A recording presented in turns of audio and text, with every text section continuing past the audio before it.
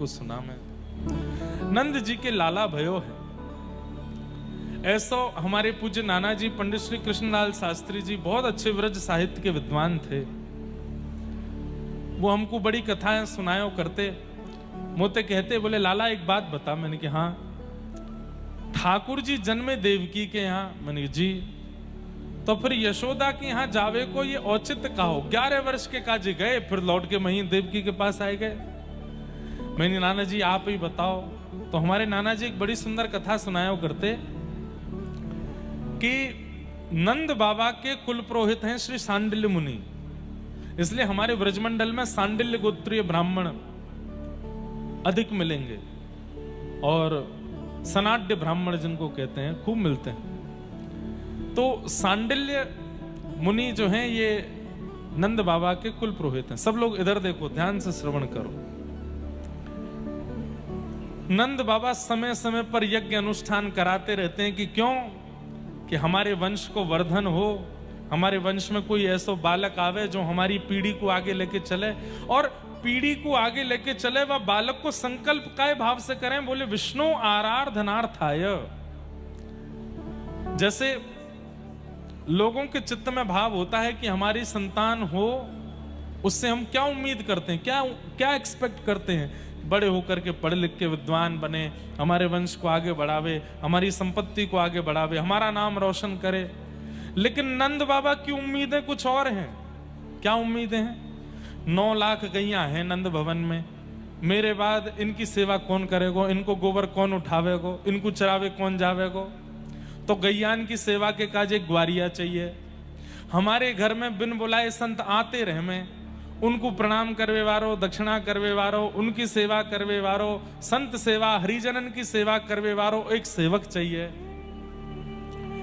व्रजमंडल के राजा हैं नंद बाबा, लेकिन राजान जैसे काम ना है तो कहा करें? बोले ब्रजवासीन के घर घर जाए के सब सुखी तो हैं, सब प्रसन्न तो हैं, यही पूछते रहे।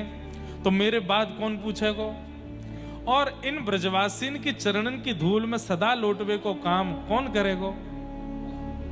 कहीं पर भी वंश बढ़े, संपत्ति बढ़े, आदि आदि कामनाओं से पुत्र की कामना नहीं है। स्पष्ट है विष्णु आराधनार्थाय। विष्णु संबंधी जितनी भी वस्तु हैं उनकी आराधना करने के लिए एक बालक चाहिए, ये संकल्प करते हैं ना नंद बाबा। तो हमारे नाना जी कहते बोले लाला हर यज्ञ में यही संकल्प करते हैं, गैयन की सेवा करवे वारो, ब्रजवासीन की सेवा करवे वारो, संत जनन की रसिक जनन की सेवा करवे वारो एक लाला मुकु चाहिए। तो ठाकुर जी इतने प्रसन्न हो गए कि जन्मे तो देवकी के यहां, लेकिन जन्म लेते ही दौड़ करके आए नंद बाबा के यहां। क्यों? बोले आपने जो बालक की कामना करी है ऐसो बालक में कोई और दे ना सकूं, ऐसो बालक बन के तो मैं स्वयं ही आऊंगा। गैयन की सेवा, हरिजनन की सेवा, ब्रजवासीन की सेवा ये मुझसे बढ़िया कोई ना कर पावेगो। या हमारे में कोई अंश नहीं भेजूंगो, कोई आशीर्वाद नहीं भेजूंगो, मैं स्वयं आऊंगो। तो एक कारण तो ये, इसलिए ठाकुर जी नंद बाबा के यहाँ है। दूसरा कारण बहुत सुंदर, तो सांडिल्य मुनि यज्ञ कराने आते रहते हैं। सांडिल्य मुनि नंद बाबा के परिवार से भली भांति परिचित भी हैं, लेकिन एक बार सांडिल्य मुनि कहीं बड़े व्यस्त हो गए, आ नहीं पाए, और उन्होंने अपनो भांजो भेजो कि लाला तू चलो जा नंद बाबा के यहाँ कि यज्ञ है वह कराया।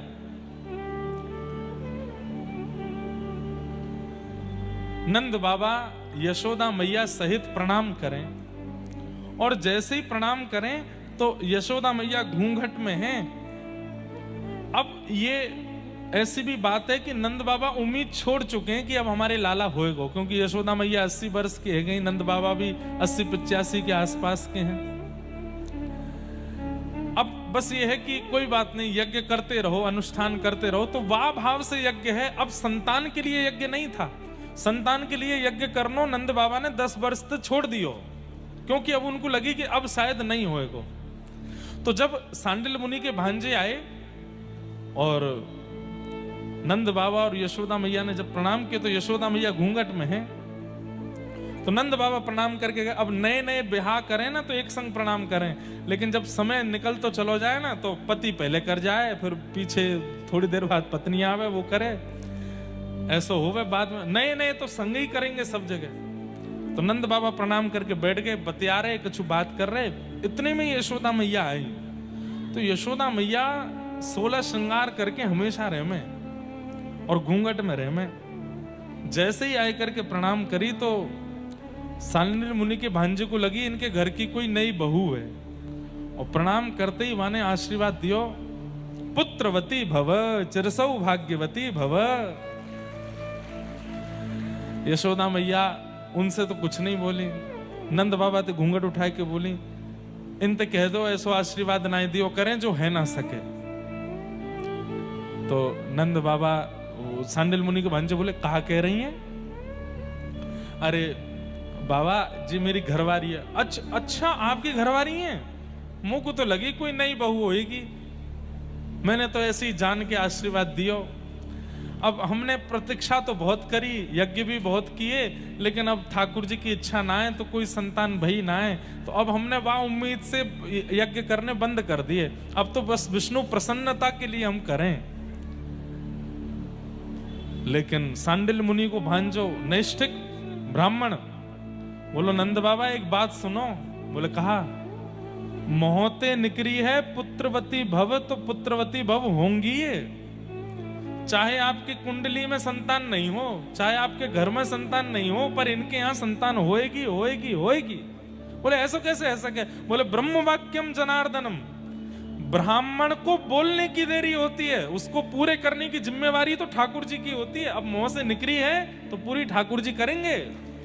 मेरे तो मोहते निकर गई कि अब इनके लाला होएगो, अब पूरी करवे की जिम्मेवारी ठाकुर। इसीलिए ब्राह्मणों से कहते हैं आशीर्वाद दे दो, ने कछु अच्छो बोल जाओ परिवार के लिए। क्यों? ब्राह्मण बोल देते हैं तो ठाकुर जी उसको पूर्ण करने में लग जाते हैं। लेकिन ब्राह्मण कैसे हों? त्रिकाल संध्या करने वाले हों, भागवत जी आदि पुराणों का नित्य पाठ करने वाले हों, ब्राह्मणोचित कर्म करने वाले हों, तो ही ब्राह्मण का आशीर्वाद फलेगा, नहीं तो नहीं फलेगा। इसलिए ब्राह्मणों को भी चाहिए कि अपने ब्राह्मणोचित कर्म किया करें। त्रिकाल नहीं तो दो काल, दो काल नहीं तो एक काल गायत्री संध्या करनी है। तिलक स्वरूप के बिना माथा सूना नहीं रखना है, शिखा सूत्र धारण करने हैं, नित्य गायत्री उपासना तो करनी ही करनी है। अगर ब्राह्मण ये नहीं करता तो उसकी वाणी फलती नहीं है। लेकिन ब्राह्मण यदि ये करने लग जाए, कुछ ना करे, केवल गायत्री उपासना ब्राह्मण प्रारंभ कर दे, अगर वो कह देगा कि तुम्हारे घर में ये हो जाए तो वो हो के रहेगा, ये उसकी वाणी में सामर्थ्य आ जाती है। लेकिन उसके लिए ब्राह्मण को परिश्रम करना पड़ेगा, गायत्री उपासना करनी पड़ेगी। तो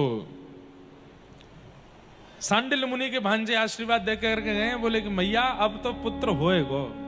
तो हमारे नाना जी कहते ब्राह्मणों की बात को सत्य करने के लिए और नंद बाबा जो संकल्प करें गौ सेवा, रसिकन की सेवा, संतन की सेवा, या भाव को पूर्ण करने के लिए ठाकुर जी नंद बाबा के यहाँ आए। इससे हमें क्या सीखने को मिलता है? जो नव विवाहित यहाँ बैठे हैं, जो कालांतर में जिनके घर में लाला लाली होंगे, सदा यही संकल्प करो, सुंदर हो, धनवान हो, पढ़ा लिखा हो, अच्छे भाग्य वाला हो, ऐसा मत मांगो।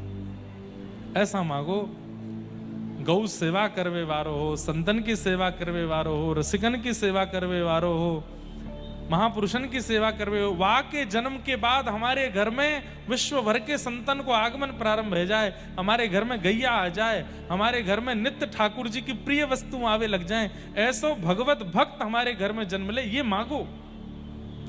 पढ़े लिखे तो बहुत हो रहे हैं आज संसार में, पर संस्कारी बालक नहीं हो रहे हैं, बुरा मत मानिएगा। संस्कार विहीन बालक जन्म ले रहे हैं भारत में, संस्कार नहीं है उनके पास। अब तो कथाओं में आने लग गए हैं, थोड़ा बहुत सीख रहे हैं, नहीं तो बिल्कुल बड़े शहरों में आप चले जाओ, वहां के बालकों से आप मिलोगे तो यूं कहोगे भाई तू काय को आगो भारत में, विलायत में चलो जा, अंग्रेजी तो नीचे बोलेंगे नहीं, उल्टे सीधे खान पान, उल्टी सीधी बातें करेंगे, उल्टे सीधे गाने सुने।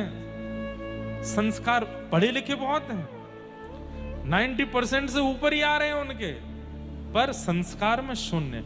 फिर क्या होता है, माता पिता खुश तो बहुत हो जाते हैं कि हमारा बालक पढ़ लिख के विद्वान हो गया, लेकिन बाद में जब माता पिता से ही दुर्व्यवहार करता है तो दुखी रहते हैं। पढ़ लिख तो गया, लेकिन वो जो प्रेम हमको चाहिए था, वो जो संस्कार हमको चाहिए था, वो नहीं मिले। इसलिए ठाकुर जी से मांगो, नाथ संस्कारवान बालक हो। संस्कारवान बालक होगा, अगर ज्यादा पढ़ा लिखा नहीं भी होगा तो भी कहीं ना कहीं कुछ ना कुछ करके व्यवस्थित हो जाएगा। लेकिन पढ़ा लिखा हुआ और संस्कारवान नहीं हुआ, सेटल तो हो जाएगा लेकिन आपको अनसेटल कर देगा, आपको विचलित कर देगा। इसलिए ठाकुर जी से कामना करो संस्कारवान बालक हो, भक्तिवान बालक हो। ठाकुर जी की भक्ति करने वाला बालक हमारे घर में जन्म लेवे, ऐसी प्रार्थना करो। तो ठाकुर जी के घर लाला भयो, ब्रजवासीन को जैसी पतो चली कि नंद भवन में लाला भयो है, अब तो महाराज स्थिति देखो ऐसी, सब अपने अपने घर में दौड़ करके गए हैं। और सवेरे सवेरे को समय दही मथ रही थी अधिकतर गोपियां, तो वही दही ले लेकर, अरे कहां सुनवी को आई है, नंद रानी के लाला भयो है। बोले हाँ लाला भयो है। तो अब व्यवस्था हो तो व्यवस्थित वस्तु लुटाई जाए, तो व्यवस्था नहीं थी तो क्या कर रही हैं, दही मक्खन और दूध इन्हीं को ही एक दूसरे पर छिड़का रही हैं। अरे बधाई हो, नंद बाबा के लाला भयो है। तब कोई ने आए करके कही, बोले कोरो कोरो सफेद सफेद दही दूध घी सब उछाल रही हो, यहाँ में सुखनाई मिल लो, ऐसो उछालो जासे ने रंग लगे। तो अंदर गई हैं, जाकर के वहां में हल्दी दूब आदि ये सब मिलाए करके लाई हैं, और महाराज दधी कानो है रो, जहां देखो वहीं पीरे पीरे दही उछाले जा रहे हैं, और सब नंद घर आनंद भयो जय कन्हैया। इसमें सबसे बड़ी आश्चर्य की बात क्या है, ये ब्रजवासी जो उत्सव मना रहे हैं, इन्होंने अभी तक लाला को देखा भी नहीं है, और बिना देखे ही इतने उत्साह में उत्सव मना रहे हैं। इसका मतलब क्या है, कृष्ण केवल एक बालक के रूप में नहीं, वातावरण के रूप में, वायु के रूप में, प्रकृति के रूप में, स्पर्श के रूप में, मतलब पूरे व्रजमंडल के रूप में कृष्ण आ गए हैं। बिना देखे ही उतना उत्साह प्रकट हो रहा है। बिना फोटो देखे छोरा भ्याकू हाँ कर दे, ऐसो होवे नहीं होवे। पहले फोटो देखेगो, पहले मिलेगो, फिर हाँ करेगो। लेकिन बिना देखे ही इतने उत्साह में भर गए। अरे उत्साह का वर्णन यदि आप सुन लेंगे भागवत जी में, अवाद्यंत विचित्राणी वादित्राणी महोत्सवे, 6 महीने तक नाचते रहे ब्रजवासी। कब रात हो रही है, कब दिन हो रही है, किसने खाया किसने पिया कोई पता नहीं। एक दूसरे के कंधा पे चढ़ चढ़ के वही के सिर को ढोलक बना बना करके नाच रहे। नंद घर आनंद भयो जय कन्हैया लाल की, यशोदा के लाला भयो जय कन्हैया लाल की। ये उत्साह आया कैसे? क्योंकि केवल एक बालक के रूप में कृष्ण नहीं है, संपूर्ण व्रजमंडल ही कृष्ण बन गया है। सबको दर्शन के बाद जो सुख मिलना चाहिए वो पहले ही मिलने लगा है। सबके हृदय को शांति आनंद, मानो ऐसा लग रहा है कि अब हमारा पालक आ गया, व्रज पालक आ गया। गैयाएं भी नृत्य कर रही हैं, बछड़ा भी नृत्य कर रहे हैं, सब आनंद में हैं, सब गा रहे हैं। बंधुओं, उस उत्साह की एक बिंदु, और बिंदु भी नहीं कहूंगा, उस बिंदु का भी दशांश हम लोग अनुभव करते हैं। वो उत्साह का समुद्र कितना अद्भुत रहा होगा। बड़ी बड़ी कथाएं आती हैं नंदोत्सव की।